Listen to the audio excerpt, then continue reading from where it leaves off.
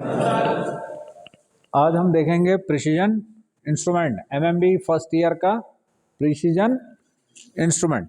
Precision instrument में मैंने बाह्य व्यास नापने के लिए माइक्रोमीटर का प्रयोग सिखा दिया तुम्हें।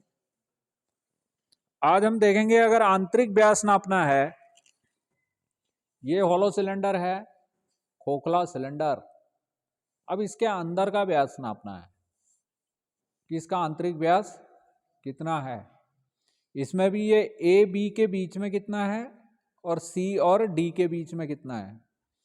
यदि ए बी बराबर सी बी है, सी डी है, तो इसका मतलब है कि यह एकदम गोल है। पर यदि ए बी बराबर सी डी के नहीं है, सी डी ज्यादा है, ए बी कम है, या ए बी ज्यादा है और सी डी कम है, तब ये ओवल है, अंडाकार है। यदि ये व्यास, ये ए और बी है, ये सी और डी है, इफ ए बी बराबर सी डी, देन ये क्या है, ओके है। यदि ए बी बराबर सी डी नहीं है, not equal to C D, means ये ओवल है। ओवल माने अंडाकार। ये ऐसा भी हो सकता है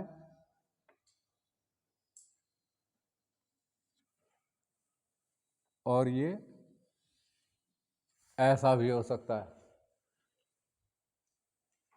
भले ही ये मैं जूम इन करके दिखा रहा हूं, ये इतना नहीं होगा, पर यदि इसमें 0.01 का भी अंतर आ गया तो 10 माइक्रोन का अंतर आ गया बेटा। वो समझ में आ रही?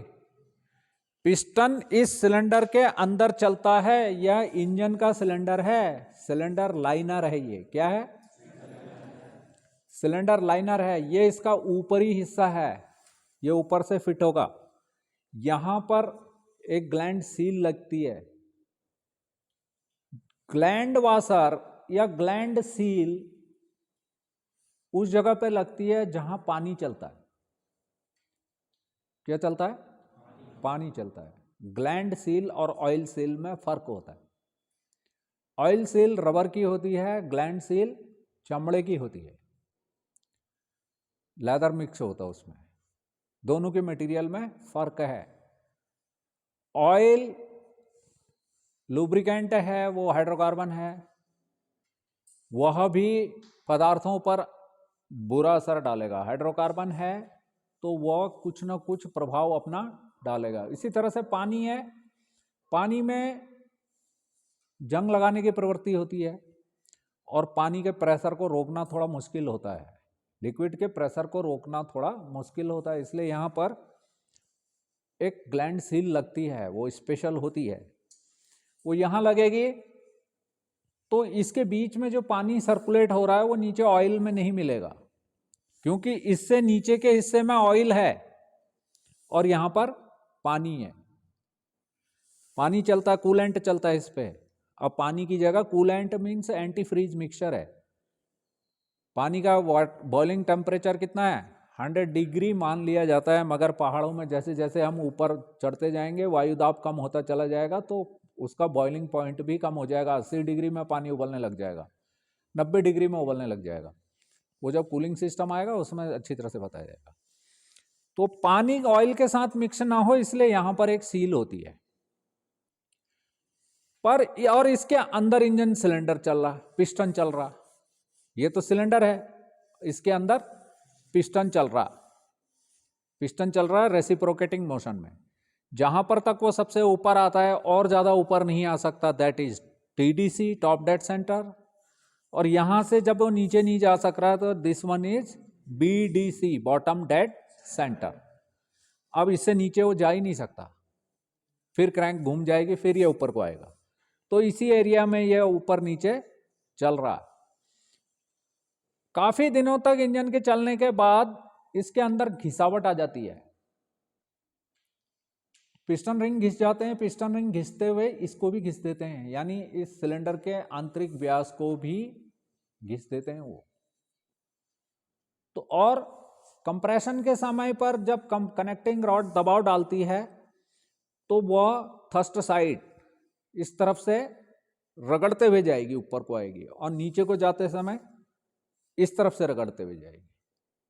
तो ये जो दो साइड हैं ये थर्स्ट साइड हैं और ये नॉन थर्स्ट साइड हैं। इस तरफ को गजन पिन रहती है, पिस्टन की गर्मी के कारण पिस्टन जब ओवल फिट किया था वो गोल हो जाता, राउंड हो जाता है। तो इस तरफ तो इतना दबाव नहीं पड़ता, मगर इस एरिया में कंप्रेशन और पावर स्ट्रोक में इस एरिया में ज़्यादा घिसावट होती है, जिस वजह से यह सिलेंडर ओवल हो जाता है। ये राउंड शेप में ना रहकर ये अंडाकार हो जाता है, और ऐसी कई चूड़ियां जैसी इसके अंदर बन जाती हैं कंप्रेशन के कारण।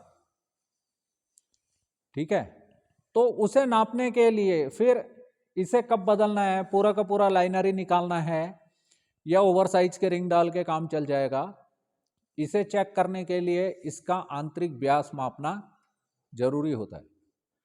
तो इसके आंतरिक व्यास मापने के लिए जो टूल यूज किया जाता है वो है इनसाइड माइक्रोमीटर। अभी तक हमने देखा था आउटसाइड माइक्रोमीटर, जो बाह्य व्यास नापने के काम आता है, जिसके बीच में हम कोई भी छड़ रखेंगे, कोई शाफ्ट रखेंगे तो उसका व्यास हम इससे बाह्य व्यास माप सकते हैं। अगर होल का व्यास मापना है तो उसके लिए ये इनसाइड माइक्रोमीटर यूज किया जाता है। पढ़ने की विधि सेम है। जैसे आउटसाइड माइक्रोमीटर में ये जो लाइन है डेटम लाइन, इसके ऊपर प्रत्येक खाना 1 मिलीमीटर का और नीचे वाला आधा मिलीमीटर का है, और ये जो थिम्बल है इसका प्रत्येक खाना 0.01 के बराबर है। प्रत्येक खाना 0.01 है।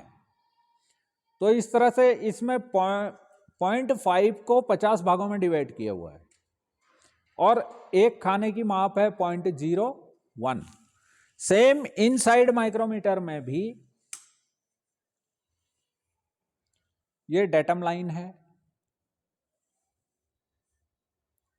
और इस डेटम लाइन के ऊपर वाला खाना 1 मिलीमीटर का है और नीचे वाला 0.5 मिलीमीटर का है, और ये जो थिम्बल का खाना है यह भी 0.01 मिलीमीटर का है। अब ये जब इस बॉक्स के अंदर रहता है ये पूरा ऐसा खुला हुआ रहता है।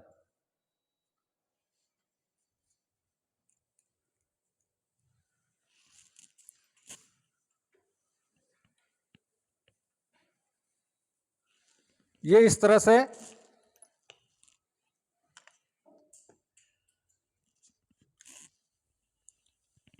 से इस बॉक्स में रहता है।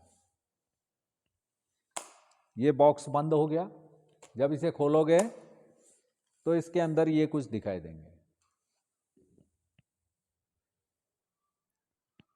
सबसे पहले टूल को असेंबल करना आना चाहिए, कि टूल को कार्य करने से पहले इसको कार्य करने योग्य कैसे बनाओगे, अब इन सारी चीजों को कैसे जोड़ोगे, यह जानना नितांत आवश्यक है।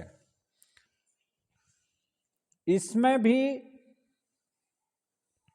इस साइड से इसको पकड़ के घुमाना है, और बिल्कुल थिम्बल के जीरो को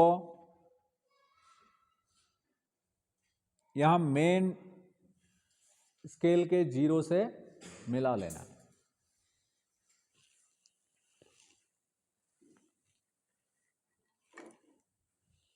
ये जो स्पिंडल है यहां देखेंगे तो ये पतली चूड़ियां हैं, यानी पतला है। इस होल के साथ इसको अलाइन करके इसे ऐसे मिला लेंगे। ये जुड़ गए दो भाग। अब इसको पकड़ के ही डालना है। अब ये होल है, ये सिलेंडर है, ये सिलेंडर कितना, इसका व्यास कितना है, हमें एक मोटी रफ माप लेनी पड़ेगी इसकी। ठीक है, वो हम वर्नियर कैलिपर से भी ले सकते हैं। वर्नियर कैलिपर नहीं है तो हमारे पास इनसाइड कैलिपर होता है, एक और टूल होता है, ये अप्रत्यक्ष मापी। ये प्रत्यक्ष माप नहीं बताता है, ये इनडायरेक्ट मेजरिंग टूल है। चाहे वो इनसाइड कैलिपर हो, चाहे वह आउटसाइड कैलिपर हो। यह आउटसाइड कैलिपर किसी भी छड़ का व्यास नापने के काम आता है। अक्सर लेथ मशीन पर काम करने वाले कारीगर इसका बहुत प्रयोग करते हैं, अभी भी करते हैं। ये नहीं सोचना कि इसका ये तुम्हारे काम का नहीं है, ये बहुत काम की चीजें हैं, ये टूल है। इसके ये जो लेग हैं बाहर की तरफ को झुके हुए हैं, इसे हम इसके अंदर डाल के इसके द्वारा हम इसकी लेंथ को कम और ज्यादा कर सकते हैं। इसे हम इसके द्वारा हम पहले इसको एक मोटी मोटी माप ले लेंगे इसकी, कि हमें आखिर किस साइज में इसको असेंबल करना है। ये जस्ट टच होना चाहिए, इसमें कोई स्केल नहीं है, ये कोई माप नहीं बताता, इसीलिए इसे इनडायरेक्ट मेजरिंग टूल कहते हैं। फिर इसको ये स्टील रूल है, स्टील रूल में यहीं से 1 मिलीमीटर हो जाता है। स्टील रूल और सामान्य रूल में यह फर्क होता है कि सामान्य रूल में जहां से रीडिंग स्टार्ट हुई है इसके आगे ये मार्जिन छोड़ा है, ये आगे जगह छूटी है। स्टील रूल में ये जगह नहीं छूटी होती है, यहीं से मापना होता है। समझ में आ रही बात? स्टील रूल और ये जो साधारण रूल हैं, ये वुडन रूल और ये प्लास्टिक के, ये एक्यूरेट नहीं है। Steel rule is better than these. तो हमने इसको फिर ऐसे माप लेना है, और ये बता रहा है ये 85 से कम है। 85 पूरा नहीं है, कम है। तो हमें एक आइडिया मिल गया कि हमें अब कौन कौन से स्पिंडल इसमें लगाने पड़ेंगे। सबसे पहले आउटसाइड माइक्रोमीटर से,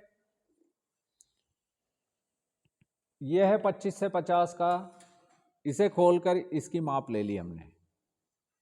इसकी माप निकली 41.67। मेन डिवीजन था 41, सब डिवीजन 0.5, थिम्बल डिवीजन है 0.17। इस तरह से इसकी माप निकल गई टोटल 41.67। किसकी? इस वाले हिस्से की। इस वाले हिस्से की माप ले ली हमने, 41 पॉइंट समथिंग आ गया, और हमारे पास 84 पॉइंट समथिंग, उसमें हमने इसको पूरा 85 ले लिया और इसमें से इसको घटा दिया। अब हम यहां देखेंगे कि इसमें 25 का भी है, 50 का भी है, 30 का भी है। ठीक है,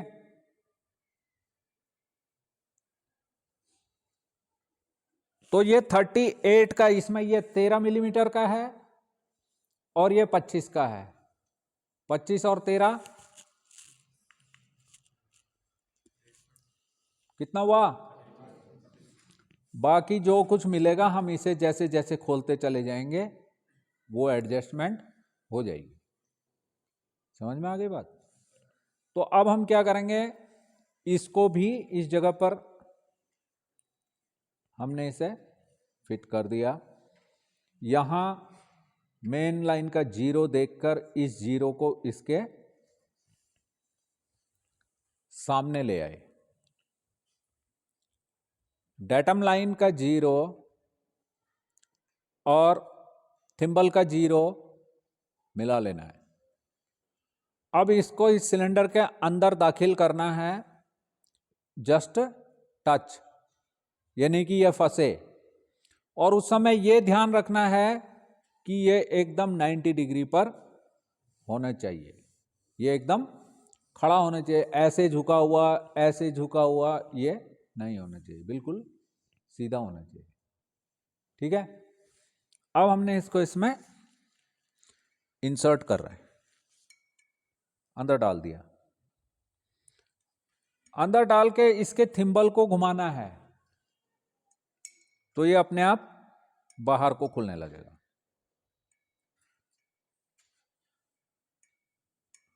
अभी टेस्ट लूंगा थोड़ी देर के बाद।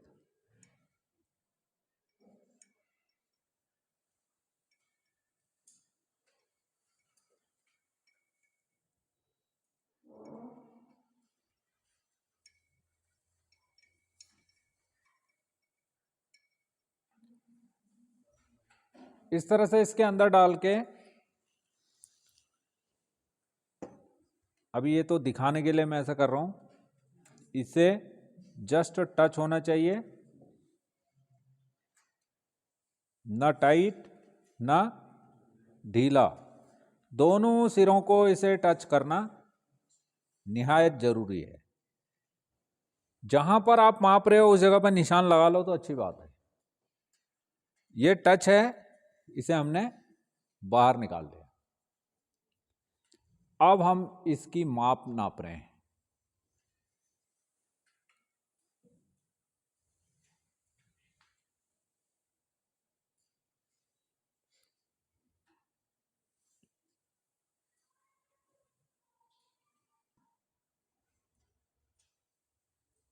मेन डिवीजन 84 हो गया। अब वो सब डिवीजन दिखाई दे रही है।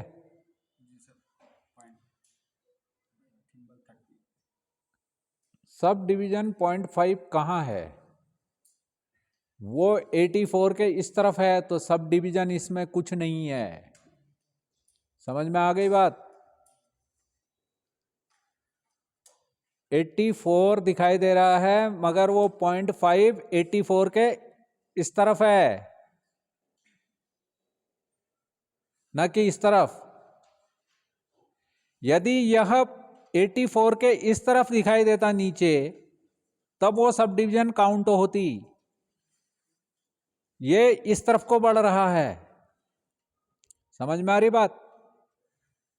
जो 0 से मेन डिवीजन हो गई 84, लिखो 4।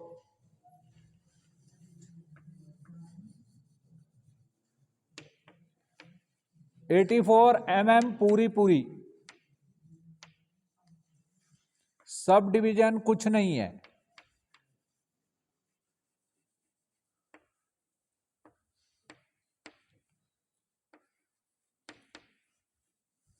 लेकिन थिम्बल डिवीजन है। थिम्बल डिवीजन कितनी थी मनीष? 30। और एक खाना कितने का है? 0.01 का। तो ये कितना हो गया? तो माप कितनी आई? 84.30 मिलीमीटर। ये कैसे आई थी? ये आई थी ऐसी। अब हम इसको इसमें घुमाएंगे,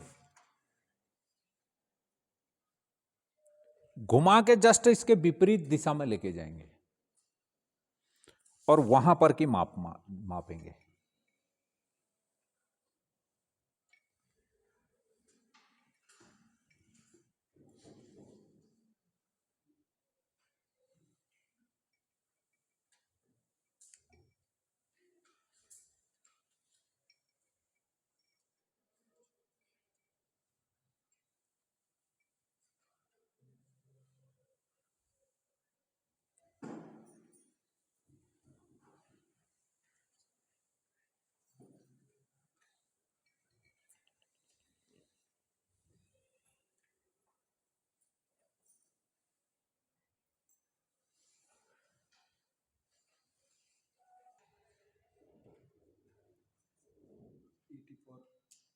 सब डिवीजन, सब डिवीजन गौर से देख। सब डिवीजन है इसमें, उसमें कैमरे में नहीं दिखाई दे रही है मगर इधर सब डिवीजन 0.5। थिम्बल डिवीजन देख, फिर ये तो दिखाई दे रही होगी।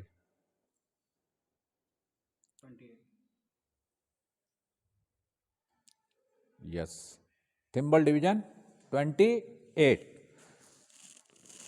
मेन कितनी है 84।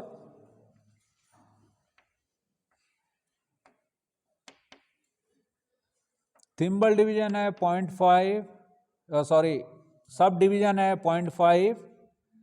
सब डिवीजन को SD लिख दो। Thimble division 28 means 0.28।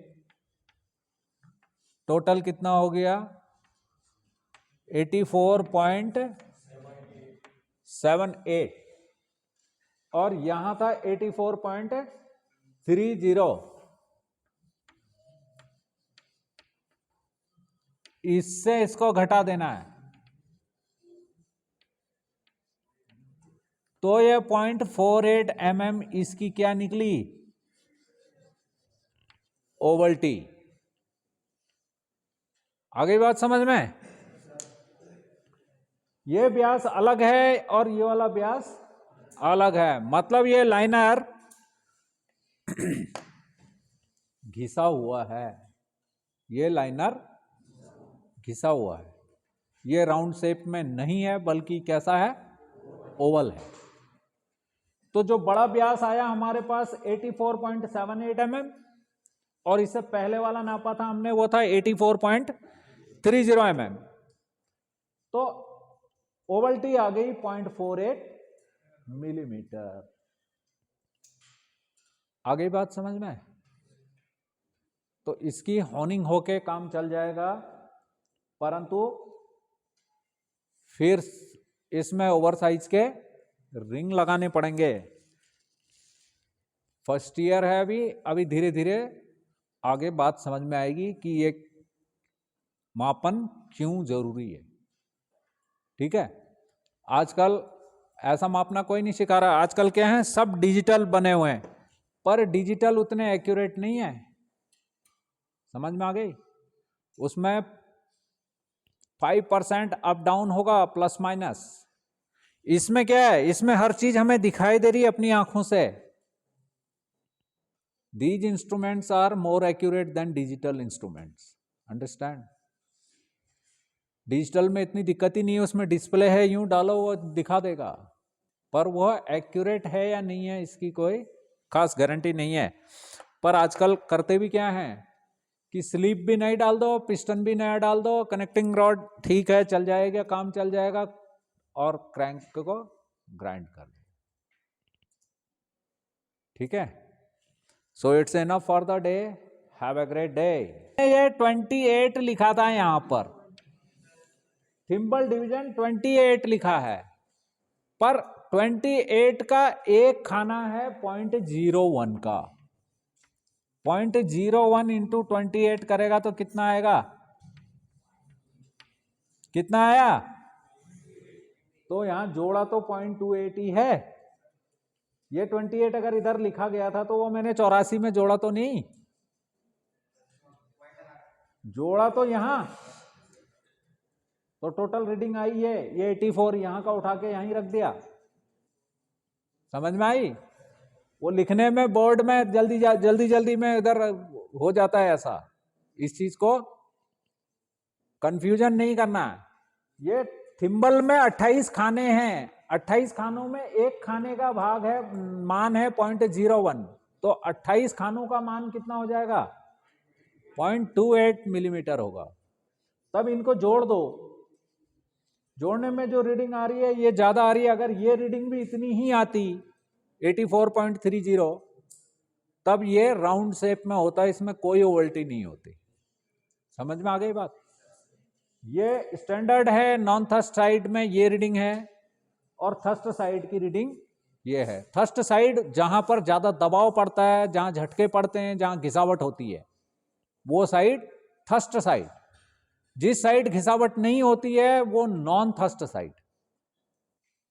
तो नॉन थर्स्ट साइड की जो माप थी वो थी 84.30 और थर्स्ट साइड की माप निकली 84.78। ये माप ज्यादा है तो इसमें से हमने इसको घटा दिया, तब ये 0.48 मिलीमीटर इसकी ओवल्टी निकल गई। ठीक है, so it's enough for the day. Have a great day.